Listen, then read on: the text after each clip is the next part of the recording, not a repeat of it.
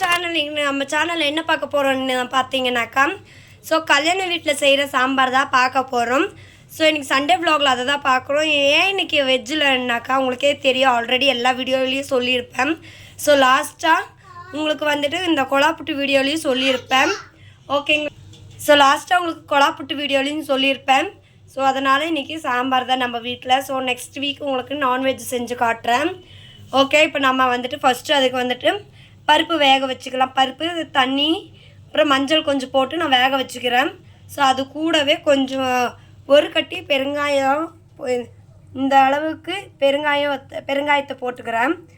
பருப்பு கூடவே பெருங்காயத்தை போட்டு நல்லா வேக வச்சுக்கோங்க பருப்பு வேகட்டும். பருப்பு வெந்ததுக்கப்புறம் நான் உங்களுக்கு அதுக்குள்ளே என்னென்ன இன்க்ரீடியன்ட்ஸ் நான் சேர்த்த போகிறேன்னு சொல்லிவிட்டு உங்களுக்கு நான் காட்டுறேன்.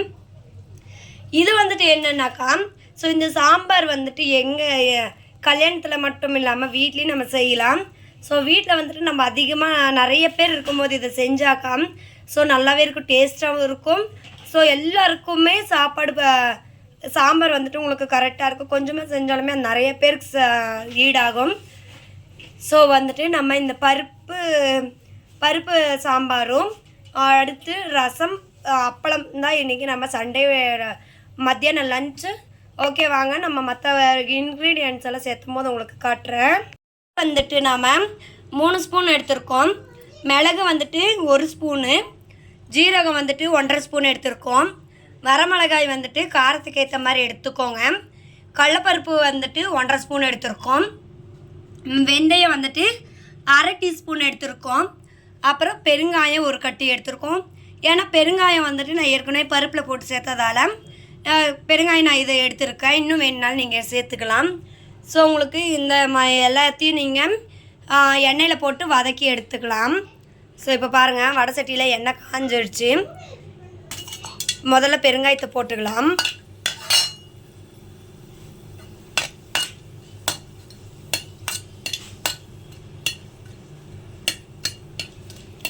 இதெல்லாம் நம்ம எண்ணெயில் போட்டு வதக்கி எடுத்துட்டு ஆற வச்சுட்டு நம்ம மிக்சியில் போட்டு அரைச்சி எடுத்துக்கலாம். அடுத்து வெந்தயத்தை போட்டுக்கோங்க.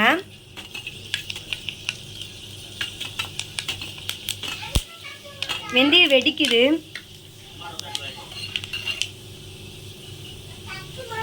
அடுத்து கடலப்பருப்பு, மிளகு, மல்லி எல்லாத்தையும் போட்டு வறுத்து எடுத்துக்கோங்க.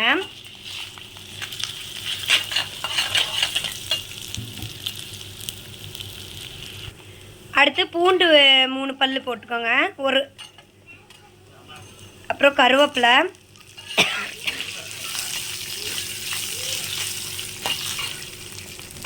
சின்ன வெங்காயம். நீங்கள் வந்துட்டு இதெல்லாம் நீங்கள் வறுத்து அரைச்சி போடும்போது உங்களுக்கு குழம்பு வந்துட்டு அதிகமாகவே கிடைக்கும். அடுத்து தேங்காய் போட்டுக்கோங்க.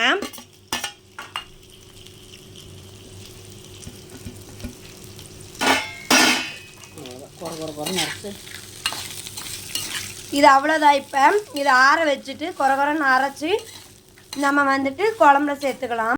தேங்காய் ஸ்மெல்லு வர வரலையும் நீங்கள் நல்லா வணக்கிக்கோங்க.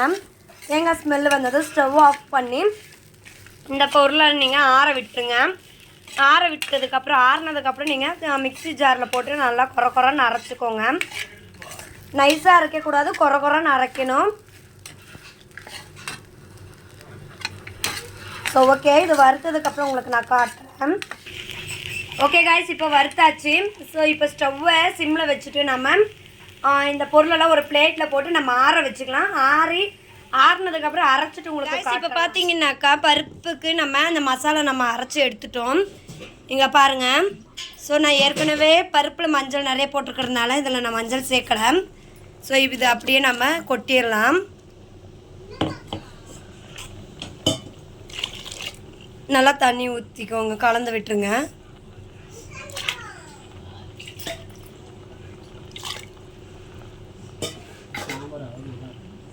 இந்த சாம்பார் வந்துட்டு ரொம்ப டேஸ்ட்டாக இருக்குமாம்மா. நான் இதுவரையிலும் சாப்பிட்டது கிடையாது. எங்கள் அத்தை தான் இதை செஞ்சிட்ருக்காங்க. எங்கள் அத்தைக்கு வந்துட்டு எங்கள் பாட்டி தான் சொல்லி கொடுத்தாங்க. அவங்க வந்துட்டு இந்த கல்யாண வீட்டிலலாம் போய் ஆர்டர் பண்ணுவாங்க. ஸோ அப்போ கற்றுக்கிட்டது தான் எங்கள் பாட்டிக்கிட்டேருந்தே எங்கள் அத்தை கற்றுக்கிட்டாங்க. ஸோ இப்போ எங்கள் அத்தைக்கிட்ட இருந்தே நான் கற்றுக்கிறேன். இந்த வீடியோ உங்களுக்கு தெரியாதவங்க சாம்பார் வச்சு பாருங்கள், இந்த செம்ம டேஸ்ட்டாக இருக்கும். ஸோ ஓகே, இப்போ அது கூட நம்ம தக்காளியை சேர்த்துக்கலாம். தக்காளி சின்ன வெங்காயம் ரெண்டுத்தையுமே சேர்த்துக்கலாம். சேர்த்து நல்லா கொதிக்க விட்டுறலாம். கொஞ்சம் தண்ணி சேர்த்துக்கோங்க. அது கூட இன்றைக்கி நம்ம காய் வந்துட்டு கத்திரிக்காய் முருங்கைக்காய் எடுத்துருக்கோம். ஸோ அதையும் நம்ம போட்டுக்கலாம்.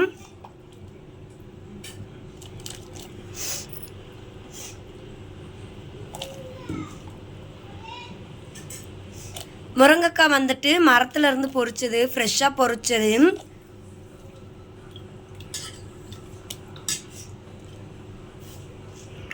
ஸோ இப்போ நல்லா கலந்து விட்டுக்கோங்க. காயை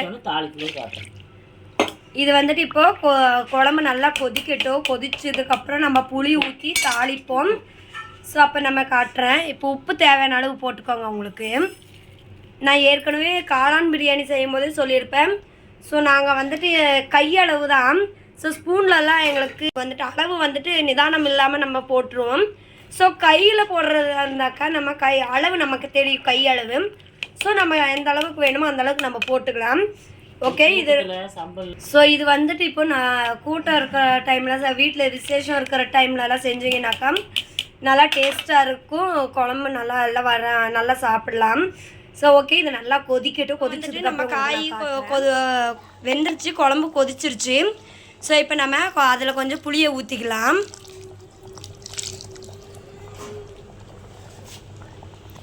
பாருங்கள், இப்போ நல்லா கொதிக்கட்டும். ஸோ இது அப்படியே நம்ம இப்போ தாளித்து இறக்கிடலாம். உப்பு பார்த்து நீங்கள் தாளிச்சுக்கோங்க.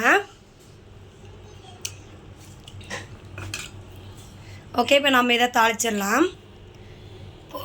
இன்னொரு வடை சட்டியில் எண்ணெய் ஊற்றி கடுகு போட்டுக்கலாம். ஸோ கடுகு நல்லா பொரிஞ்சதும் நான் இங்கே வெங்காயமும் சின்ன வெங்காயமும் கருவேப்பிலையும் எடுத்து வச்சுருக்கிறேன். நம்ம போட்டு தாளிச்சிக்கலாம்.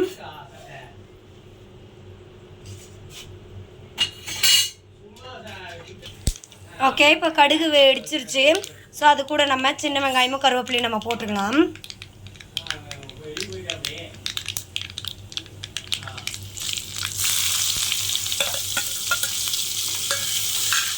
ஸோ சின்ன வெங்காயம் கருவேப்பிலை போட்டு வதக்கிடுங்க.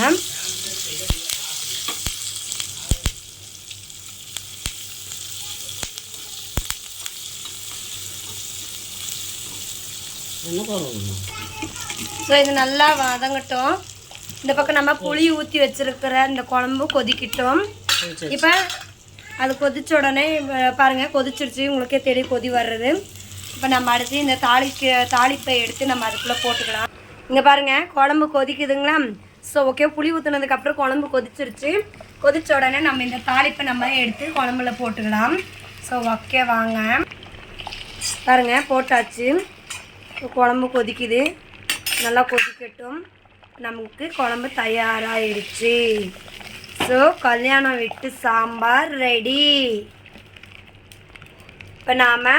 இப்போ நாங்கள் ஃபேமிலியோடு இன்றைக்கி இலையை போட்டு அப்பளம் வச்சு நாங்கள் சாப்பிட போகிறோம். ஸோ உங்களுக்கு வாங்க நான் காட்டுறேன். எல்லோரும் இப்போ உக்காந்துட்டு நாங்கள் சாப்பிட போகிறோம்.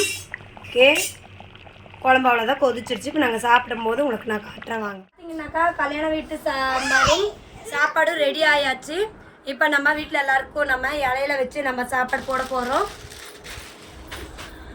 கவரில் இருக்குது. இப்போ முதல்ல குட்டி சாப்பிடலாமா? உப்பு வச்சுக்கலாம் குழந்தைங்களுக்கும்.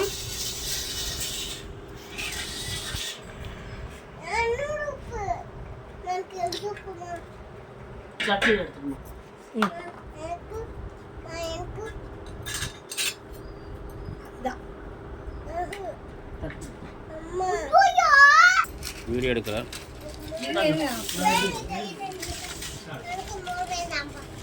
அப்பளமா? அப்பளம் தண்ணி உங்களுக்கு டம்ளரில் தருங்க. இன்னைக்கு நம்ம வீட்டில் தடை போல் சாப்பாடு ரெடி ஆகிட்டு இருக்கு. இன்னைக்கு நம்ம என்ன வீடு சாப்பிட போகிறோம்? இலையில போட்டு இன்னைக்கு ஒரு கல்யாண சாம்பார் செஞ்சு சாப்பிடுவோம். வாங்க எல்லாரும் வாங்க வந்து சாப்பிடுங்க.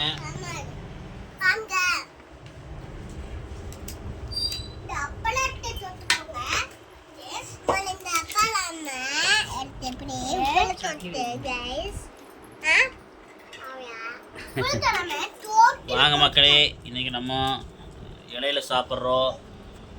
வித்தியாசமாக ஒரு புதுமையான முறையில் இன்னைக்கு சாப்பிட்றோம். ஆமாம், இலையில சாப்பிட்றது வந்து நம்ம ரொம்ப நல்லது. நம்ம இத்தனை நாள் நம்ம சாப்பிட்ற முடிய மாட்டேங்குது. இன்றைக்கி தான் அது கிடச்சிருக்குது. வாங்க சாப்பிட்லாம்.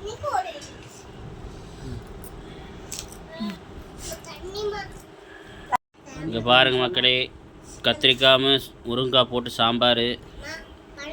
வாங்க இன்றைக்கி ஒரு பிடிக்கலாம். இன்றைக்கி சிக்கன் மட்டன்லாம் கிடையாது, அதனால தான். வாங்க அப்பளம், வாங்க சாப்பிட்லாம். பொரியல் எதுவும் பண்ணலை இன்னைக்கு, சிம்பிளாக தான் பண்ணியிருக்குது மக்களே. இது வந்து வெஜ்ஜுக்கு வீடியோ போடுறதுக்காக இந்த மாதிரி பண்ணியிருக்காங்க.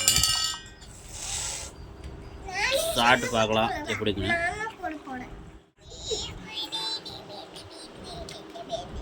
சூப்பராக சாம்பார் மக்களே. சின்ன வெங்காயம் போட்டிருக்காங்க, முருங்கைக்காய், கத்திரிக்காய், அப்புறம் இந்த அப்பளம் இருக்குல்லங்க, இந்த அப்பளத்தை வந்து அந்த இதில் சாப்பாட்டில் வச்சு சாப்பிடும்போது சரியான டேஸ்ட் ஆகுது. சாம்பார் அல்டிமேட், சூப்பராக இருக்குது மக்களே. இதே மாதிரி நீங்களும் வீட்டில் செஞ்சு சாப்பிடுவாங்க. சாம்பார் செஞ்சு சாப்பிட்டீங்கன்னா கறி குழம்பு தோற்றுரும், அவ்வளோ டேஸ்ட்டாக அருமையாக இருக்குது. இதே மாதிரி உங்கள் வீட்டில் போய் இதே மாதிரி உங்கள் வீட்டில் செஞ்சு சாப்பிடுங்க மக்களே.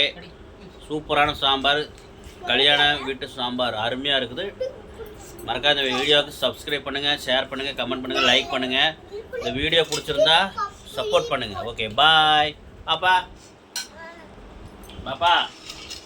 கேருங்க, ஆய் சொல்லு, பாய் சொல்லுங்க. யாரு கோவத்தில் இருக்குது? சரி வா. ஓகே, பாய்.